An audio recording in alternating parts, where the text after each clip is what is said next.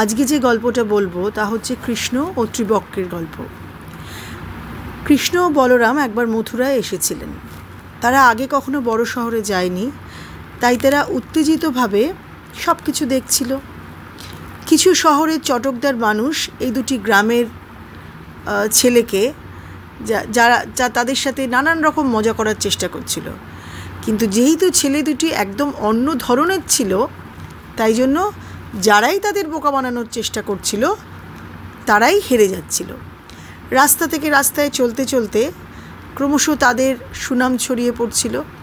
লোকেরা তাদের ছোট ছোট জিনিসগুলি সম্পর্কে এমনভাবে কথা বলতে শুরু করেছিল যেন তারা দুটি অতিমানব, মানে কৃষ্ণ ও বলরাম। একবার তারা রাজার আমন্ত্রণে উৎসবে যোগদানের জন্যই এসেছিলেন মথুরা শহরে। সেই উৎসবে যোগদানের জন্য যেহেতু এসেছিল, তারা ভেবেছিল যে তারা গ্রামের পোশাক পরা ছিল না, কারণ তারা গ্রামের পোশাক পরে আসেনি।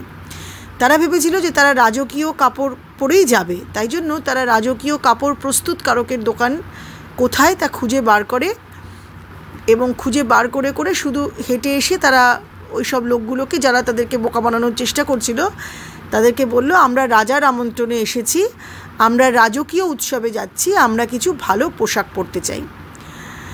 এবারে যেই মুহূর্তে আমাদের রাজকীয় যে অনুষ্ঠানে যাচ্ছি, অনুষ্ঠান শেষ হয়ে যাওয়ার পর আমরা আবার আপনাদের পোশাকগুলি আপনাদের কাছে ফেরত দিয়ে দেব।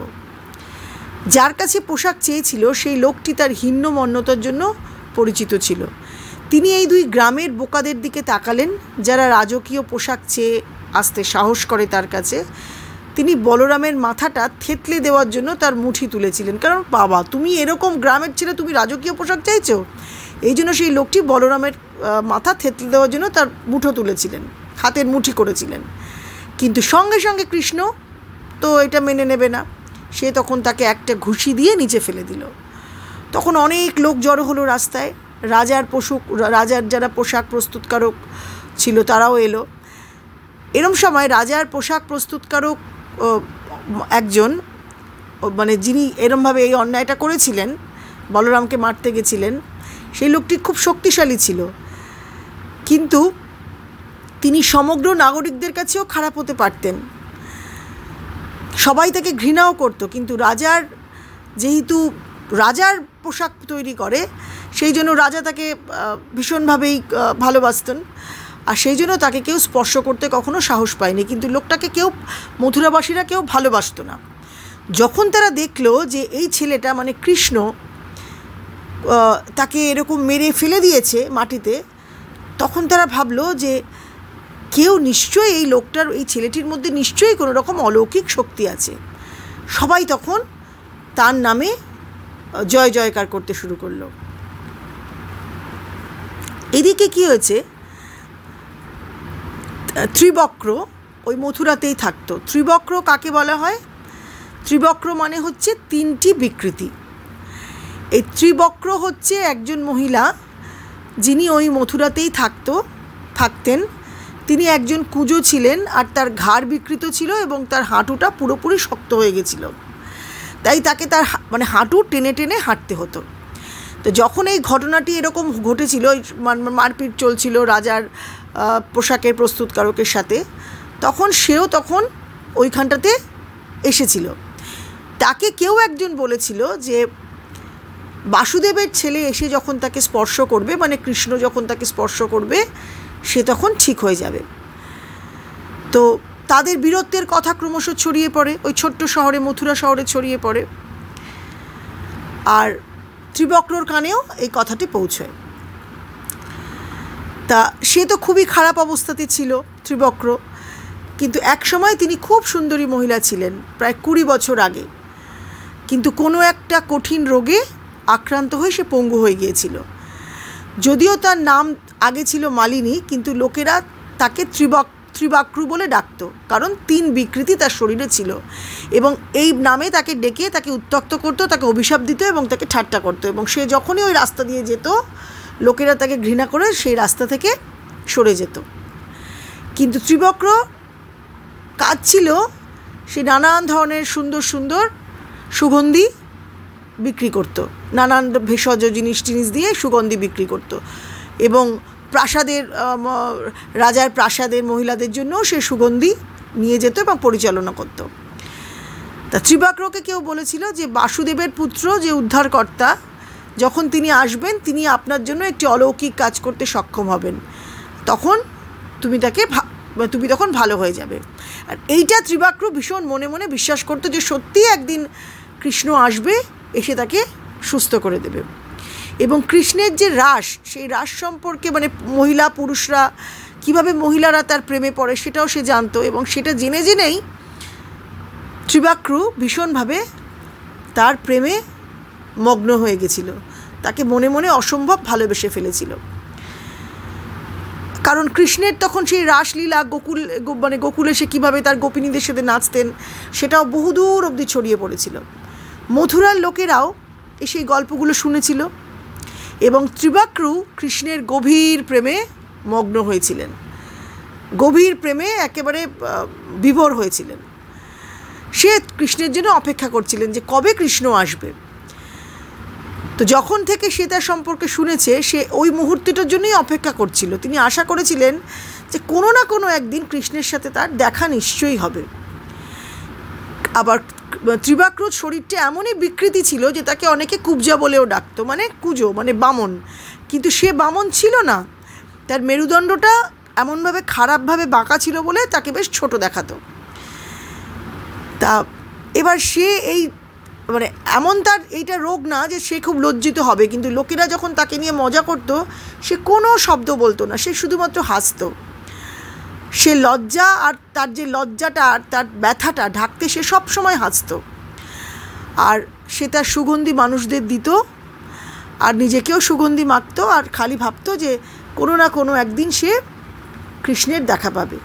কিন্তু সে কখনোই নিজেকে আয়নায় দেখেনি, কারণ সে ভয় পেত যে তার শরীরটা কতটা খারাপভাবে বিকৃত হয়েছে, যদি সে দেখে তাহলে সে বিশ্বাস হারিয়ে ফেলবে যে সে একদিন ঠিক হয়ে যাবে। একটা বিশ্বাস নিয়ে তো চলতে হয়, সে বিশ্বাসটাই তার হারিয়ে যাবে। সে তার নিজেকে সে আয়নায় না দেখে সর্বদা সে কৃষ্ণের কথা ভাবত। এবারে কী হয়েছে, যখন তিনি তার আশেপাশের সবচেয়ে কাছের লোকেদের সাথে কথা বলতেন, তখন তারা বলতেন কোনো একদিন বাসুদেবের ছেলে এসে তোমাকে সুস্থ করে তুলবে, তোমার মাথা খারাপ হয়েছে, তোমার জীবনের জন্য তুমি পঙ্গু হয়ে গেছো, সেটা তুমি ভালো করেই বোঝো। কোনো চিকিৎসক, কোনো আত্মীয় স্বজন, কোনো বন্ধুরা তোমাকে ভালো করতে পারবে না। কিন্তু ত্রিবাক্র, তুমি শোনো, এই ভালো হওয়ার স্বপ্ন, এই বোকা বোকা স্বপ্ন তুমি ছেড়ে দাও, তোমার যতদিন বাঁচবে তুমি এইভাবেই বাঁচবে। কিন্তু ত্রিবাক্র মনে মনে বিশ্বাস করতো একদিন বাসুদেবের ছেলে এসে তাকে স্পর্শ করলেই সে সব থেকে ঠিক হয়ে যাবে। রাজকীয় পোশাক প্রস্তুতকারককে যখন ছিটকে পড়ার জন্য এই গল্পটা সে শুনল, মানে একটা রাজকীয় প্রস্তুতকারকের গল্পটা তো আপনাদের আগে বললাম, কিভাবে কৃষ্ণ মেরে ফেলেছিল তাকে, সেই ঘটনাটা সে শুনেছিল ত্রিবাক্র। তারপর সেই জায়গায় সে হঠাৎ করে সেদিনকে এসেছিল। তিনি তখন জিজ্ঞাসা করলো বাকি লোকদেরকে, এই ছেলেগুলো কে? কেউ বললো ওরা নন্দের ছেলে, কেউ বললো ওরা গোকুল থেকে এসেছে। কিন্তু তার চোখ পড়ল কৃষ্ণের ওপর। সেই নীল দেহের 16 বছর বয়সী বালক, চর্বিহীন, লম্বা, খুব সুন্দর চুল, চলাফেরাও খুব সুন্দর। এবং তিনি দেখলেন যে যেরকম নেতার মতো তিনি সমস্ত মানুষকে চালিত করছেন এবং সামলাচ্ছেন এবং সবাইকে স্পর্শ করছেন, সেটা দেখে ত্রিবাক্র বুঝতেই পারলেন এই নন্দের ছেলে বাসুদেবের পুত্র ছাড়া, শ্রীকৃষ্ণ ছাড়া আর কেউ হতেই পারে না। সে ভিড়ের মধ্যে দিয়ে ঠেলে ঠেলে তার কাছে গিয়ে তাকিয়ে বলল, আমি অনেক বছর ধরে তোমার জন্য অপেক্ষা করে আছি, আমার হৃদয়ের প্রতিটি স্পন্দনে আমি তোমাকে অনুভব করছি, আমি তোমার জন্যই অপেক্ষা করেছি হে বাসুদেব পুত্র। কৃষ্ণ তার দিকে তাকিয়ে মুচকি হেসে বলল, কেন? তুমি আমার জন্য কেন অপেক্ষা করছো? তুমি কি করে জানলে যে আমি আসছি? সে বলল, আমি শুধু মনে মনে জানতাম যে তুমি একদিন আসবে এবং তুমি আমাকে সুস্থ করে তুলবে। কৃষ্ণ অবিলম্বে তার জন্য রাখা যে ভালোবাসা এবং আকাঙ্ক্ষা দেখেছিলেন, যে ভালোবাসা তিনি বহু বছর ধরে তার জন্য লালন পালন করছিলেন, তার কষ্ট, তার ব্যথা শ্রীকৃষ্ণ অনুভব করলেন। তিনি শুধু তাকে আলিঙ্গন করে তাকে স্পর্শ করলেন এবং ত্রিবাক্র শুধু তাকে আলিঙ্গন করে থামলেন তা নয়, তাকে প্রণামও করলেন আর শ্রীকৃষ্ণ তাকে আলিঙ্গন করে জোর করে তার ব্যাকা শরীরটাকে সোজা করে দিল। হঠাৎ করে ত্রিবাক্র সোজা হয়ে দাঁড়ালো। অবিলম্বে সেই শহর, সারা শহরে খবর ছড়িয়ে পড়ল যে ত্রিবাক্র আবার সুন্দর হয়ে গেছে, আবার সোজা হয়ে দাঁড়িয়েছে। ঠিক 20 বছর আগে যে যতটা সুন্দরী যুবতী সে ছিল, সে ঠিক সেরকমই সুন্দরী যুবতী হয়ে গেছে। তাহলে এই গল্পটা থেকে আমরা কি জানলাম, আমরা কি শিখলাম? যে বিশ্বাস আমাদের রাখতে হবে, বিশ্বাস রাখতে হবে সেই অমোঘ শক্তির কাছে, সেই অমোঘ ভালোবাসার কাছে। আমাদের যাই বিপদ হোক না কেন, আমাদের যাই কষ্ট হোক না কেন, আমাদের যাই যন্ত্রণা ব্যথা থাকুক না কেন, তিনি আসবেন, তার স্পর্শে আমাদের সমস্ত কষ্টের মুক্তি হবে, আমাদের সমস্ত যন্ত্রণার মুক্তি হবে। সবাই ভালো থাকবেন, সুস্থ থাকবেন, আনন্দে থাকবেন। জয় শ্রীকৃষ্ণ। আর আমার গপুকেও আপনারা সকলে অনেক অনেক ভালোবাসা দেবেন।